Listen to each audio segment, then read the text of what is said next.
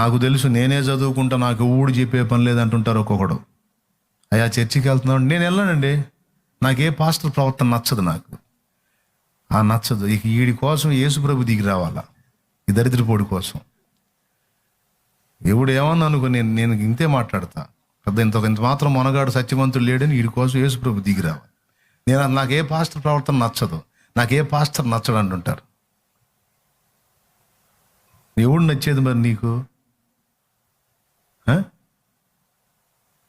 అంటే నువ్వు పోయిన కాడ నుంచి ఆయన ఏ వాక్యం చెబుతున్నాడో, ఆయన సంగతి ఏంటి, ఆయన ఉపదేశం ఏంటి, అందులోని వాస్తవాలు ఏంటి, సత్యాసత్యాలు ఏంటి అనే దాని మీద నీ మైండ్ ఉండదు.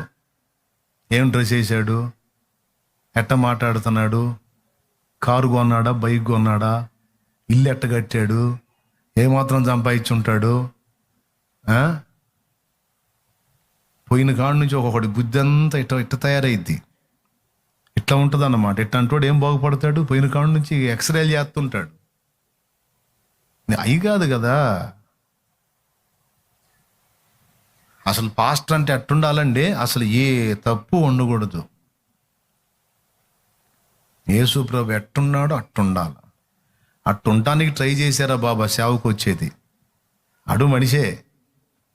నీలో ఉన్న అరిషడ్ వర్గాలు ఆడిలో కూడా ఉంటాయి, కోపతాపాలు ఆడికి కూడా ఉంటాయి. అడిగి భార్య పిల్లలు ఉన్నారు, కోపతాపాలు ఆడికి కూడా ఉంటాయి. అసలు ఏ పొరపాటు జరగకూడదు అంటే అట్లా చిన్నదో పెద్దదో జరుగుతుంది. దిద్దుకుంటాడు, దేవుని వైపు మళ్ళుకుంటాడు, దేవుడు ఆయన్ని క్షమించి సరి చేసుకుంటాడు.